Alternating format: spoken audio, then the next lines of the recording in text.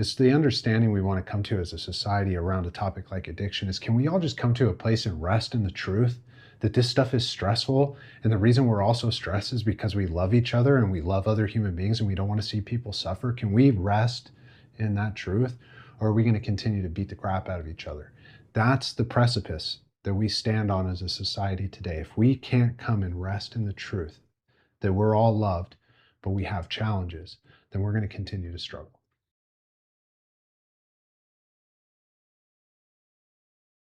Hey guys, today we're going to get into a bunch of information about addiction. We're going to answer some important questions. We've got some questions that have been prepared that Don and I don't even know what they are, but our producer is going to read them to us. We're going to get into them and answer some questions for you guys. But as always, I'm Dr. Alan Heide.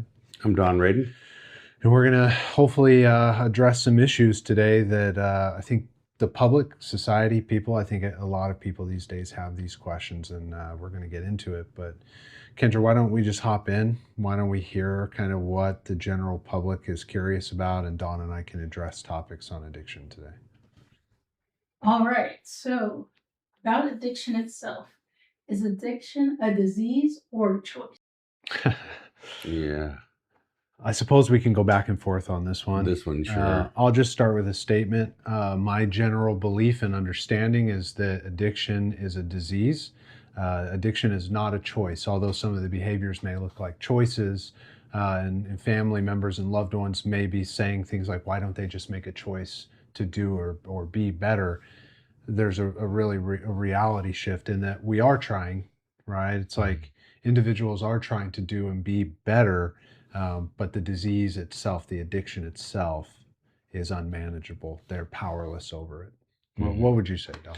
Well, there's so much evidence. I mean, since 1955, the American Medical Association has been recognizing addiction as an illness. And if we look at Louis Pasteur's disease model, the disease model is there's an organ that produces symptoms. And there's something else, a third part of it, and I can't remember what it is now, but the organ is the brain, and there's a malfunction with that organ that produces symptoms, and so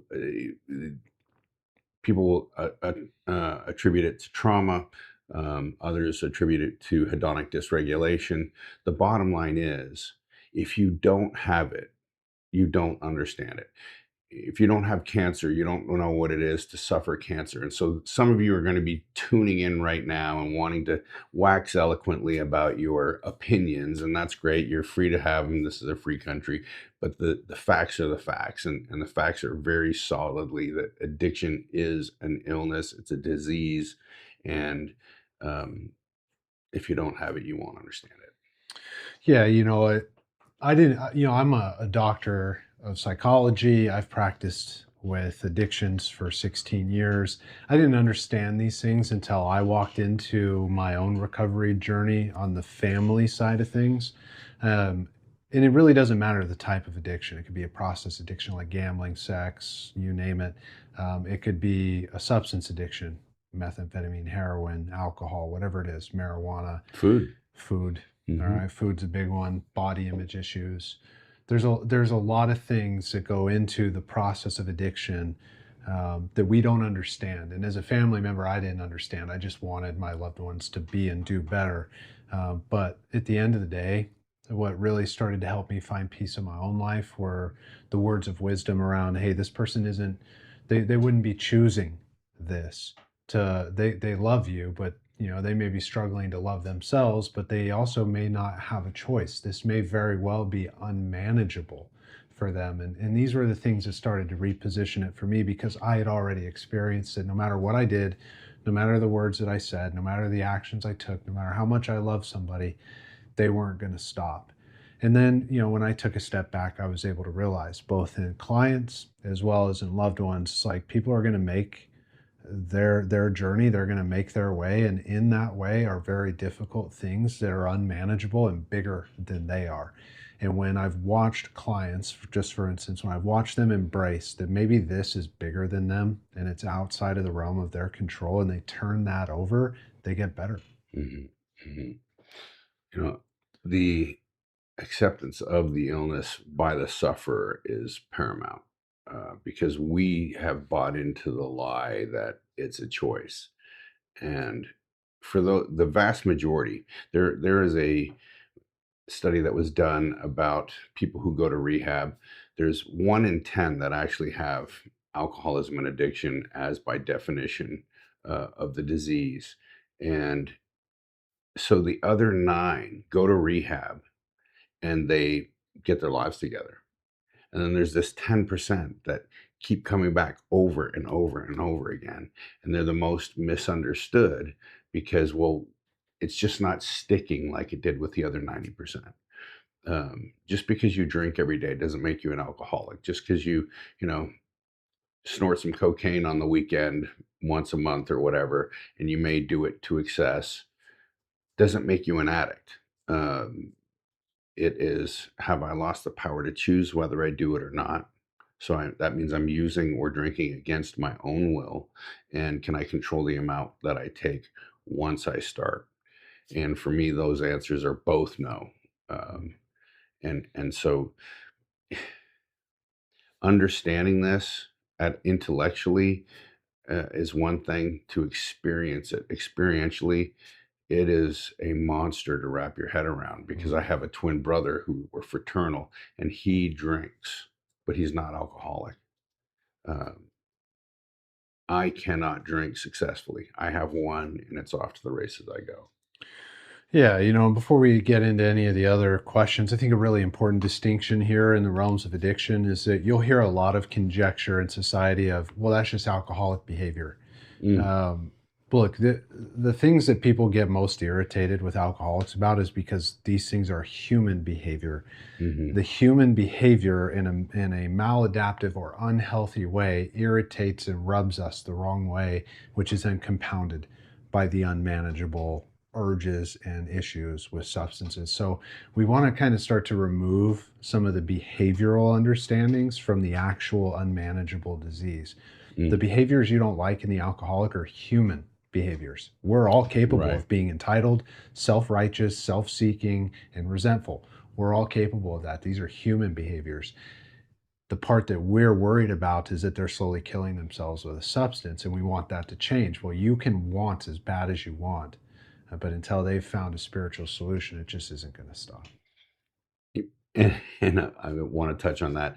Thanks for bringing up the behavior, but there's also this phrase that you'll hear a lot, and that is, I have an addictive personality. This is not a personality disorder, and I've never met anyone in my life that has such a great personality that I'm addicted to it. so, Yeah. so this is not a personality issue. It's not a behavioral. It is simply a disease that there's so much misunderstanding. Yeah. You know, heck, I suffered it for decades and didn't understand it. Yeah. Well, some would say that it's not up to us to understand. Mm. That's a cornerstone here. But before we get too deep into the spiritual side of things, what are some other questions that the public have about addiction, Kendra?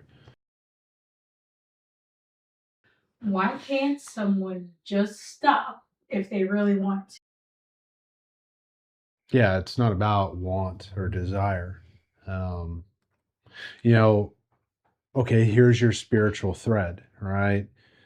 I have a God shaped hole inside of me, and I'm trying to shove things in there that are not God shaped. All right. I'm trying to take alcohol, I'm trying to take drugs, I'm trying to, engage with women, and I'm trying to slam that into a God shaped hole. And then I'm confused why it never fit. My loved ones are confused why it doesn't fit. Why can't they just be okay?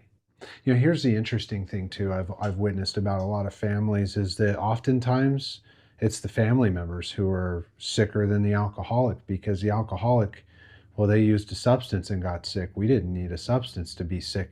We didn't need a substance to get Mm-hmm. resentful. All Mm-hmm. right. It's like Mm-hmm. we're trying to take the alcoholic and shove that into a God shaped hole inside of ourselves. And, why can't an individual stop anything? Right? Is because they're looking for solution in all the wrong places.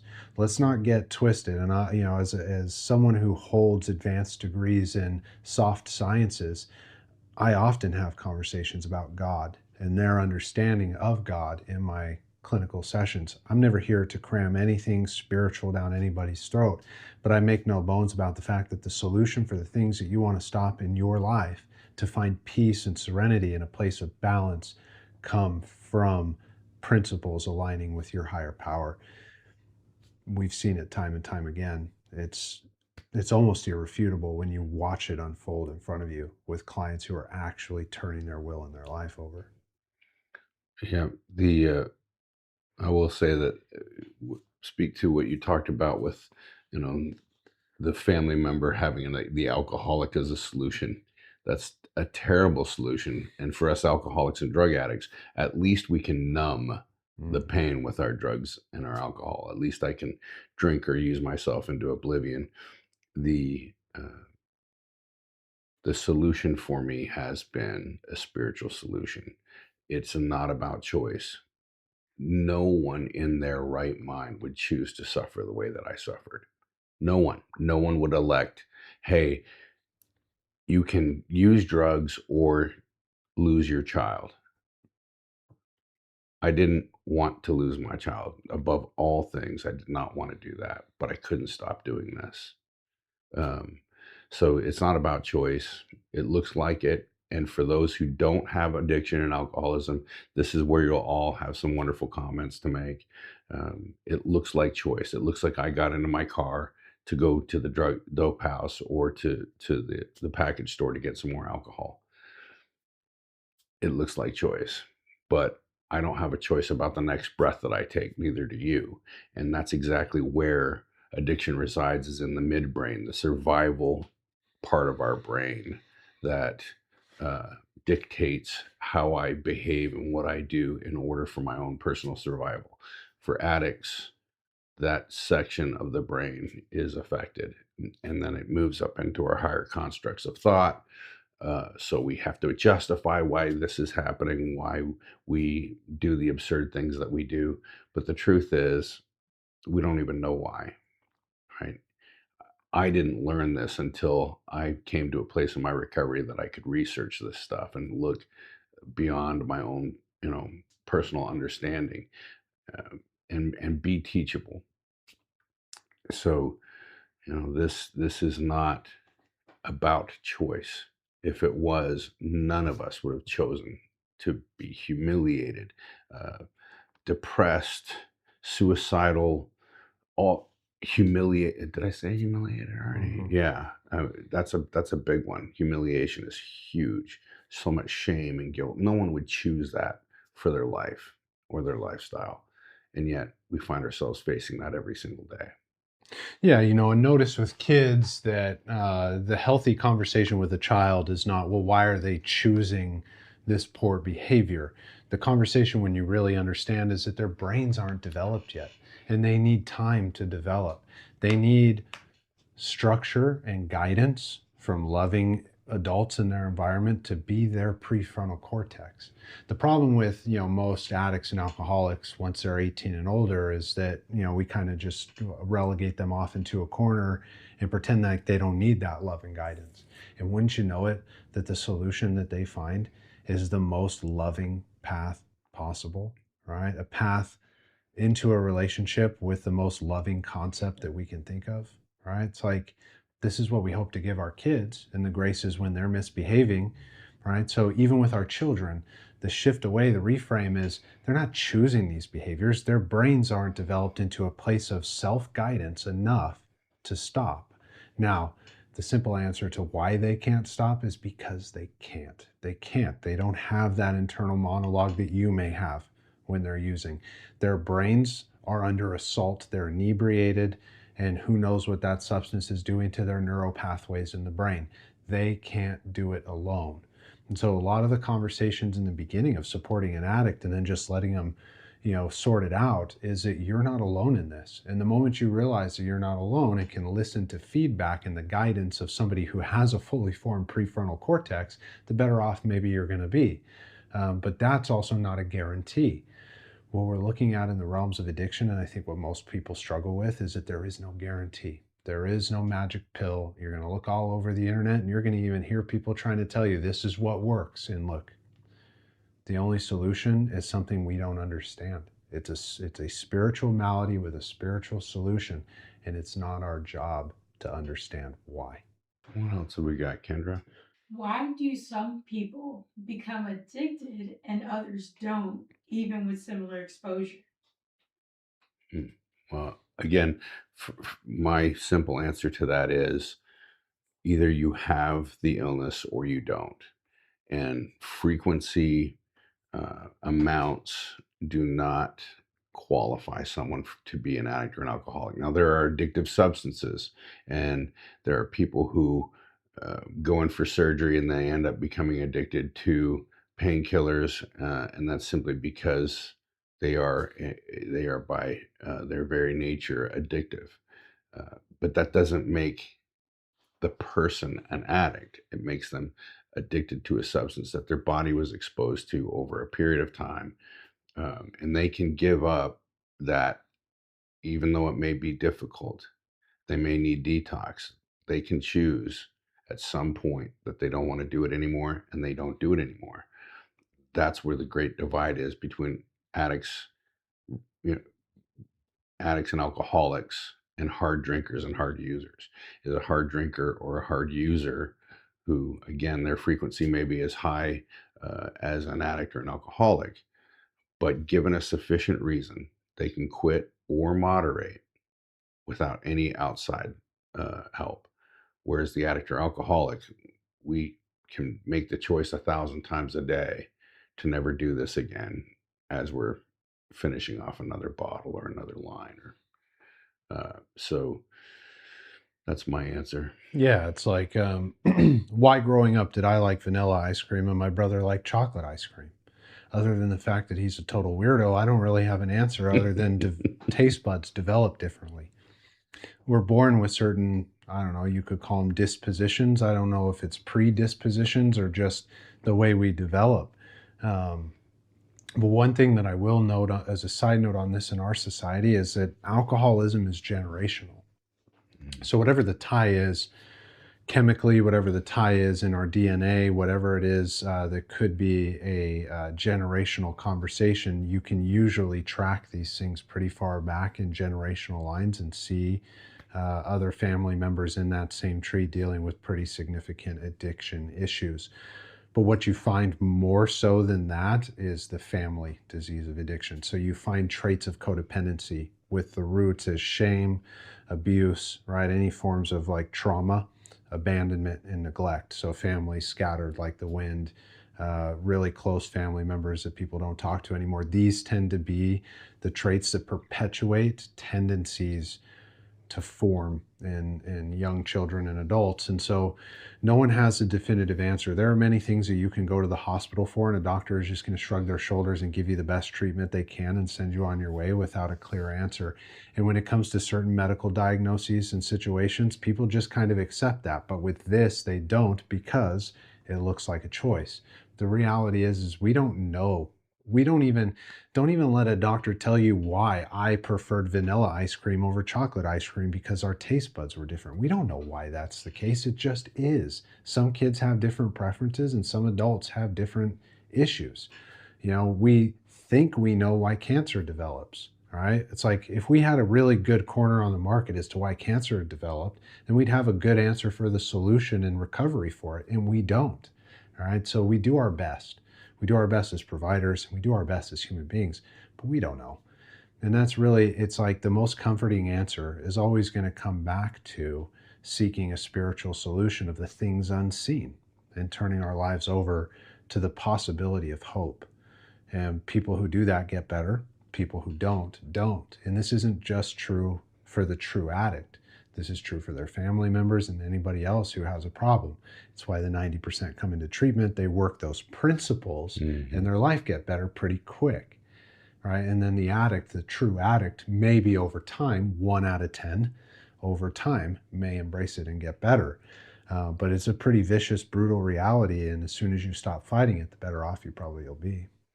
Well, and with the stigma that's attached to alcoholism and addiction, it prevents people from getting help. Even if they go to a doctor who's got a C average is still called doctor. And although a doctor can answer on their exams whether disease is an addiction or not, they can say yes, but that doesn't mean that they treat addicts and alcoholics on an even measure with other patients.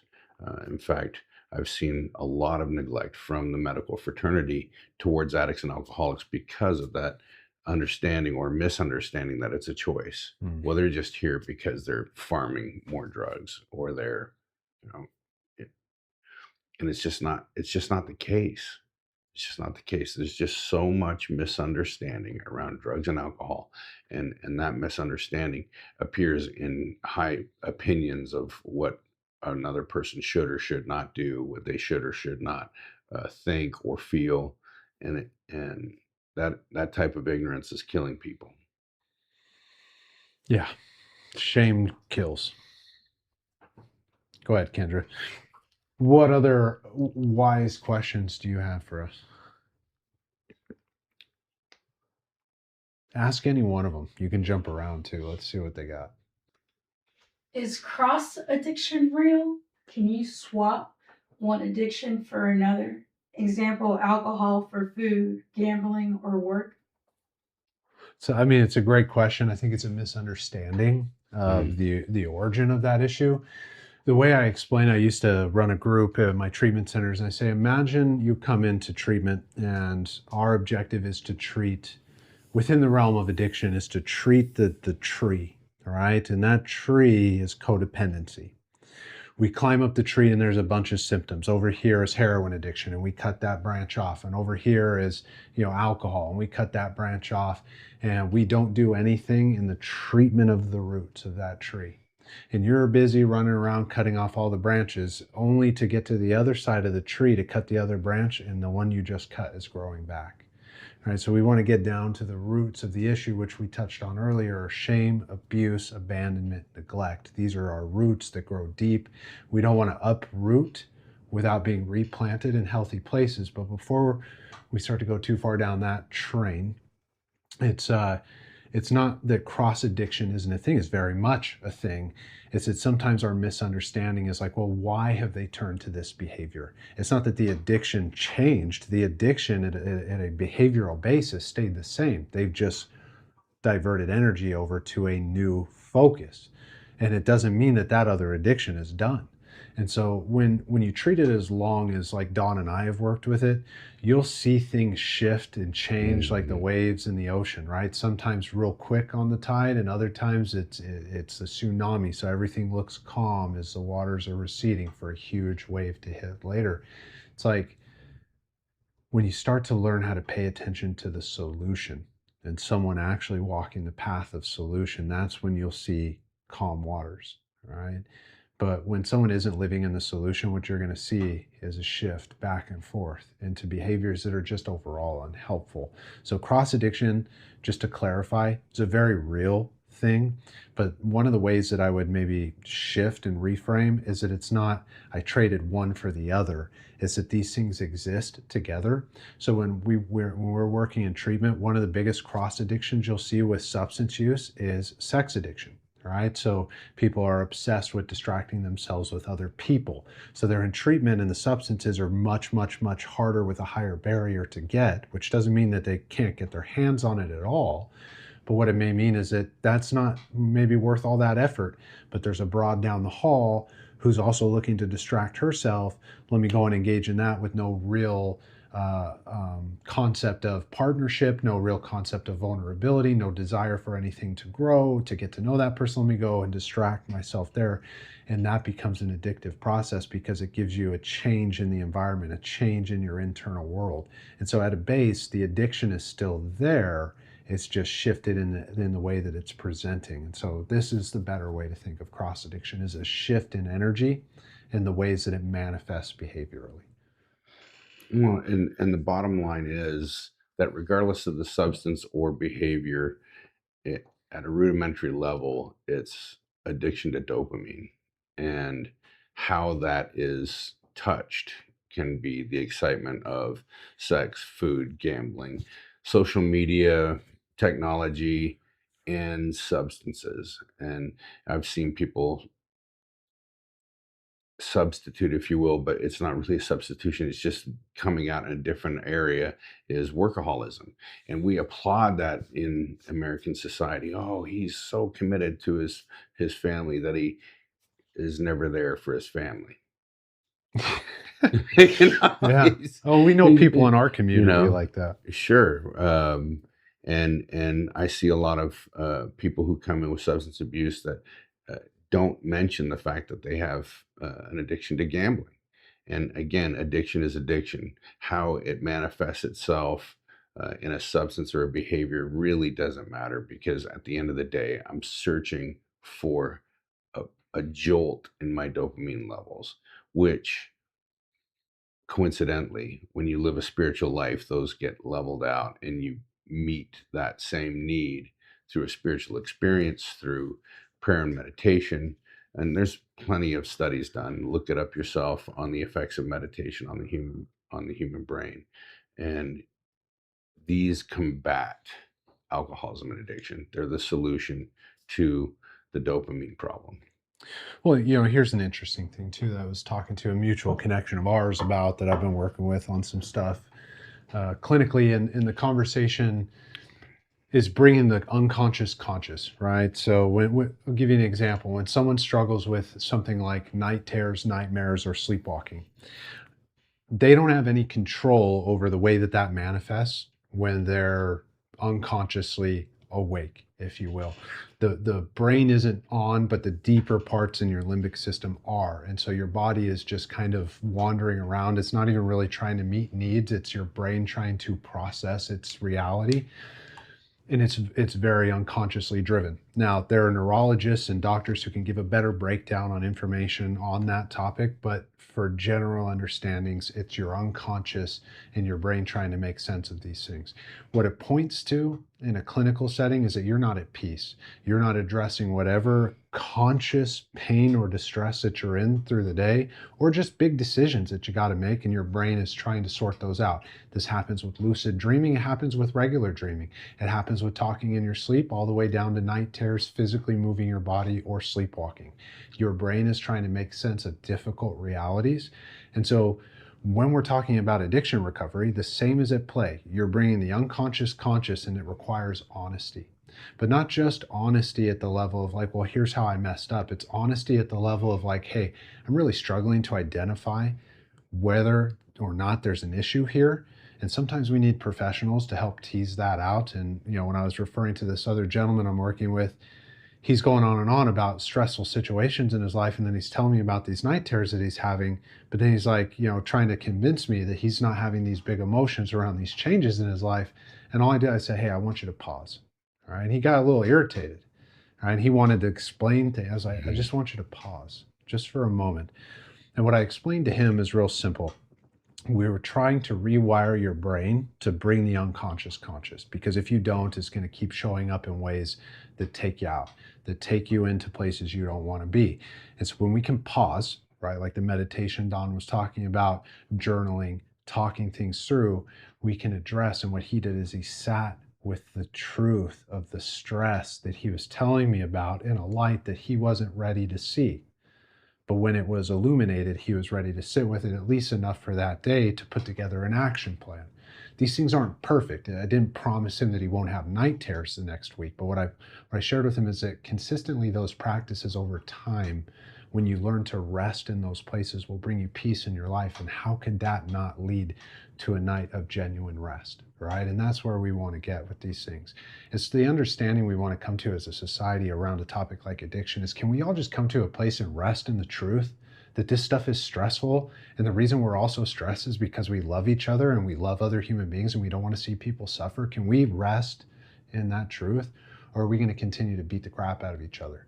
That's the precipice that we stand on as a society today. If we can't come and rest in the truth that we're all loved, but we have challenges, then we're going to continue to struggle. When you mentioned earlier about the tree and the branches in the book Alcoholics Anonymous, it says the root is selfishness, dishonesty, resentment, and fear. And these are the things that go across the board for human nature. But for alcoholics and addicts, the way we solve these or the dealing with them, because we don't acknowledge the truth about them, is to continue to drink, to continue to drug. And then when I face these and I face them head on and I look at the truth of my defects of character, the things that I find objectionable, especially in other people, because it's very funny how I'm irritated in other people's behavior, the very behavior that I exhibit, or the things that I think. We call that a spiritual mirror, but you spot it, you got it. Um, but when I start to look at these things truthfully, then I begin to recover. I begin to have a spiritual experience. I get to see that I am loved and that I do love and that I'm vulnerable and that there are parts of me that I don't like. And if I continue to seek and I continue to grow, then these things evolve and I move away from these. Now, other things begin to be more apparent. Another phrase that I've heard before is a new level, a new devil. And it's really not that. It's just that my awareness of things increase the longer I'm in recovery. As I deal with this level of my mess and I grow to overcome that, I suddenly am aware of this other part that I hadn't been able to see before. And so, the truth will set you free, but first it'll piss you off. Yeah. Yeah. Speaking of being pissed off by the experiences that were given, this case I was talking about a moment ago, Don and I have worked with this case in different ways over a long period of time. It's a gentleman that I would just imagine we would both agree on, that we both care about very much. Absolutely.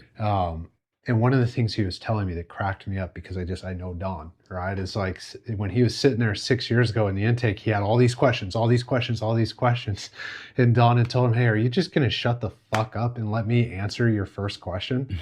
And here we are sitting almost 7 years later. And what I was reflecting to this young man was pause, right? What Don was reflecting to you all those years ago is the same experience God is trying to give to you right now, brother. Is to pause, to listen to yourself, that all the questions that you might have are maybe the wrong question, right? And maybe you are waiting for the answer, right?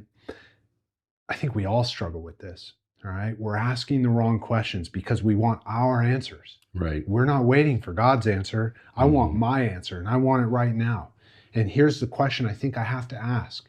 And God's sitting here saying, brother, I've given you experience after experience after experience. Here's another one. And for some people, eventually it clicks. Eventually it clicks. And I've watched it, and thousands of people click. I felt it in my own life when it clicked. And what I'm hoping is you guys just kind of hear our answers to these, is that something clicks for you that allows you to engage and to ask questions, but ask the right questions.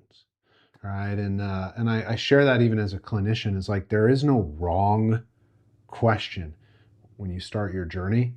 But when you start to ask the questions and the answers come in and all you have is more questions, those might be the wrong questions. Right. It might be time to listen.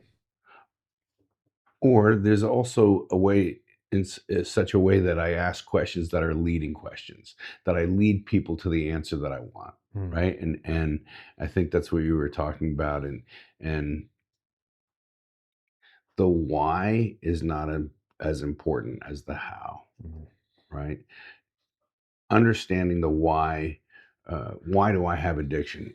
Does it matter if it's genetic predisposition? Does it matter? No, I have it. Does it matter how you got at this point? If you have cancer, does it matter how you got it as much as it is how do I treat it? Yeah. Yeah. Causation, correlation, or placation. I don't care how you got here. What I care about is taking accountability and responsibility for your life. We went on quite a trail on this question, but I'm sure there's a bunch more. Let's get to a few more today. Maybe let's do 2 more, Kendra, and just kind of see what flows and what people want to hear.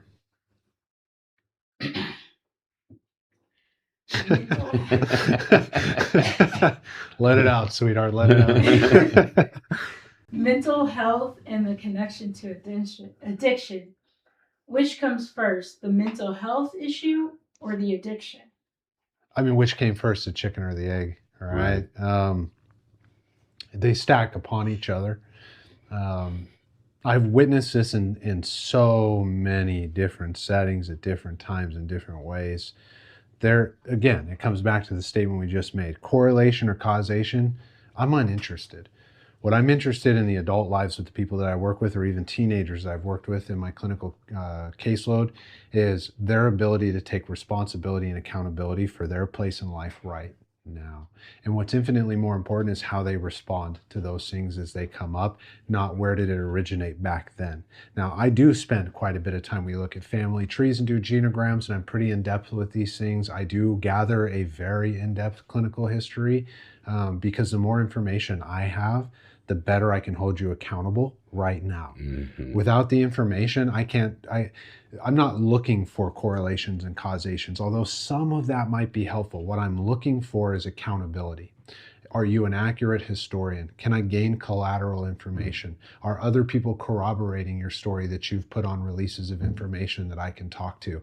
Are you reporting things in a way that when I hear it as a clinician, don't make my gut feel icky? Right? Mm-hmm. That I can trust that there's a genuineness to the things you're saying, whether it's the exact way it went down or not. Because I'm not a detective. My job as a therapist is not to be a detective. My job isn't even always to validate you. My job is to help hold you accountable and illuminate things that you are having a struggle seeing so that you can make better decisions today. So whether mental health comes first or the addiction, I think one of the ways I've always kind of reconciled it is that the mental health distress originating in the bedrock of addiction is a separation from God. All right. I don't really care what the DSM calls it. Addiction very clearly is a separation from things that are bigger than you, causing distress in your daily life. And so maybe in that sense, that did come first. And there's a lot of reasons that that could come first, but I'm not going to take a bunch of painstaking time to try to tease that out. All right. Well, and some will argue that it's the same thing. Mental health and addiction are the same thing. I will say that my diagnoses, I happen to have co-occurring disorders, but I wasn't able to clearly identify the bipolar 2 or ADHD until my addiction, the most destructive illness, was taken care of first. And then once that was addressed, and after several years, not just a few days, and a doctor who's paid a lot of money to give you a co-occurring disorder so that the insurance company pays more, uh, but actual a longevity of diagnoses, not just self-reporting. I have an ex-client who came through our program who, in one session with a psychiatrist, was diagnosed with major depressive disorder, and that's all based around self-reporting, Mm. right? And the truth is, I can Google or Chat GBT. What are the major symptoms for MDD, and then go to a doctor and tell you that I have all these things. That doesn't necessarily mean it's true, but observation, validation, uh, corroboration, that information Mm. helps to properly diagnose an individual. Yeah, I always tell people it's like, I am a diagnostician, but I will not diagnose until pretty much my preliminary definitive diagnosis is about 6 sessions in. So I may Mm, put placeholders, and I'm very transparent with my client of like, if I'm seeing symptomology and you're trying to use your insurance, I'll play the game. I have no qualms about it. This is the way they request that I interact with the systems to bill insurance anyway. I'll put a placeholder, but my preliminary definitive diagnosis for the client, I need about 6 weeks to gather strong mm, information through observation, a history, collateral information from others who've experienced this, maybe previous treatment, if they're looking for a definitive diagnosis. What I see a lot of times too is people come in with a laundry list and they self-report their own diagnostic criteria. I have ADHD, I have OCD, all these things. mm, They're telling me the professional what their diagnosis is. And I can't tell you how many times I've had to flip and reframe what the actual diagnostic criteria is telling me and formed over a longer period of time. It's pretty clear when someone has real ADHD. You can go and pay the top doctors for all the assessments, but these things are pretty clear. And what's also pretty clear in that sense is those who don't have that. But gosh, that's a touchy subject, right? The same way, when someone comes in and they're struggling with the family disease of addiction, it's pretty clear that they're dealing with unmanageability without a substance, but are obsessed with a family member and need treatment, right? And that's one that gets misrepresented and pretty much ignored a lot of times when clients come to see me in practice. Substance use often gets misrepresented by a broad stroke of OCD or bipolar disorders. Some of them, it's very true and it's very obvious. For others, it's just been slapped for billing purposes. At the end of the day, what's most important about the cross-section of mental health and addiction is that we're treating people like humans and we're paying attention to human issues, right? Not spreadsheets and diagnostics and billing insurance, right? We're paying attention to humans with human issues because human issues do occur, but human issues occur statistically on a bell curve, right? So not everybody can have one issue, right? If everybody had it, no one has it. This is a premise in statistics. If everybody's got the issue, that must be the new norm, which means nobody has it. There are much more complicated concepts in that, but this is what we're looking at. It's like humanizing these situations without overdiagnosing it. And a part of the conversation and the question that Kendra was asking us is like, you know, which came first? I would position as a clinician, it doesn't matter. It doesn't matter which one came first. It matters where you're at right now. Are you feeling down and depressed? Let's put together a form of structure and treatment for that. Then if that doesn't get better and you over a long period of time can't pull yourself out of it, then we can seek with proper diagnostics, medication and treatments that are a little bit more advanced. These are things you're not going to experience in every clinical practice. They're going to put you right into the doctor. But what I can tell you after doing this in private practice as long as I have, is if you just take time with people and you don't focus on the diagnosis and you focus on the treatment of where they're at today, people get better. And they get markedly better. And you get a clearer answer as to what they're struggling with, both with addictions and their mental health. And if you're curious to know whether or not I'm self-diagnosed on those bipolar disorder, bipolar 2 or ADHD, you can ask my wife about the bipolar, and you can ask Alan and Kendra about my ADHD. We'll stay on topic. What? All right, one last question. Let's hear it. How do I know if I or someone I love actually needs treatment or if it's not that bad yet? Well, my answer to that is if it's continually causing your self-harm or the people that you love, then it's a problem. As far as treatment goes, that is a individual's choice. I know that a lot of people go to treatment that don't actually need treatment. They just feel like they do. And then the vast majority of alcoholics and addicts don't believe they need treatment. They believe that they can do this on their own. And unfortunately, it sometimes ends in, you know, just misery and death. But as far as treatment goes, look, if you think you have a problem, go address it. Don't wait to find out. It is better to not be an alcoholic and addict. And what the treatment that I provide is a 12-step solution, which I believe, and so did the creators of the 12-step program, believe that everyone on this planet can benefit from this process. Yeah. And so, you know, whether you have it or don't have it, if you think you have a problem and you can't stop on your own and you need help, reach out and ask for it. It doesn't matter whether it's mental health, eating disorders, gambling, you know, any of the processed addictions, substance abuse. If you need help, ask for it. If you need, you know, a confidant, if you need someone to talk to and just air out some of your thoughts or feelings, like take action, because you're not going to get better just trying to think yourself into wellness. Yeah. Here's an unpopular opinion I've built my career on. When someone calls in and they've left a voicemail, how do I know that my loved one is ready for treatment or needs treatment? I ask them one simple question. What about you? What about you?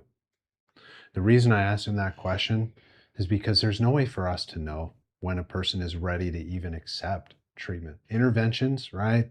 They don't work. You can try them and they go better with people who understand the disease of addiction, who have lived recovery experiences. They go better because while the person who's struggling may actually connect with it, if they can connect with the person in recovery who's trying to pitch it, right? More than they'll connect with you, a family member who's trying to pitch it, just because you're feeling really upset and hurt, right? It backfires, it flops more often than not.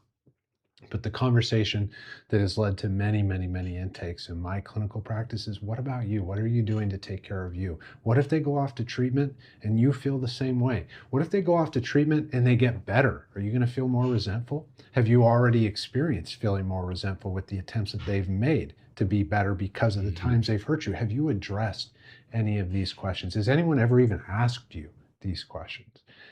The shock and awe in people when I ask those questions in an intake call, because they're calling about somebody else. And so today you may be watching for somebody else. And my question to you is simple. On all of these questions that society wants to know about addictions, what about you? Right? If we could all just answer that question for ourselves, the world of addiction treatment will go a lot better. The issues surrounding it will go a lot better because our communities and systems will wrap around the people who need support, because we're the people who need support. If we could just focus there, and we're probably not as a society going to do so, but enough people do where this becomes a conversation. But what about you? What can you do today to take care of yourself? That's the real question that I pose back to you. And an old adage that I love is, a man convinced against his will is of the same opinion still. So if you don't think you have a problem, it doesn't matter what other people believe. You don't believe it. So you're not going to be asking the right questions. You're not going to be investigating recovery options if you don't think you have a problem. And me telling you that you have a problem will cause resistance, and you'll push back, and you'll create a laundry list of reasons why what I'm pointing out doesn't pertain to you. And there's no magic phrase that I use to get people into my recovery center. They call me. I don't chase them. I don't pull them out of their bed on Captain Save a Bro. I wait until the phone rings. And if you're reaching out and asking for help, then I'm there for you. Otherwise, I have more of a life to worry about than to convince you that you have a problem. Life and the consequences of your decisions and the way that you live will absolutely convince you that you have an issue. Yeah. So, ladies and addicts, we're going to be here every week doing this. A huge shout out. Kendra, thank you for just kind of jumping in, asking these questions. For those of you following along, Kendra's fine. She's just clearing her throat on some of those questions because she doesn't always jump in and voice them with us. So we're glad to see her getting engaged with some of that. This stuff is only possible with your guys' support. All right. So every week we come in here, we do this out of passion to spread education and share information that will help save a life. All we ask from you is to like and subscribe and to comment, hit a few buttons. It's a small price to pay if you knew by hitting those buttons that you may help an addict recover, that you may help a family member that's never asked themselves the right questions feel better and find relief for themselves just by hitting a like and subscribe. We ask you to do it today. We would greatly, greatly appreciate your engagement, and it helps us a lot. So anything else you'd add, Don? No, I would just say, that algorithm needs your support. And the more that support is garnered from you in liking, subscribing, and commenting, then that means it will populate in other people's feeds who wouldn't otherwise see what it is that we're talking about. So please, if not for yourself, for someone else, take the effort, take a few moments. Thanks. That's all we got. We love you guys. We'll see you next week. Peace. Take care.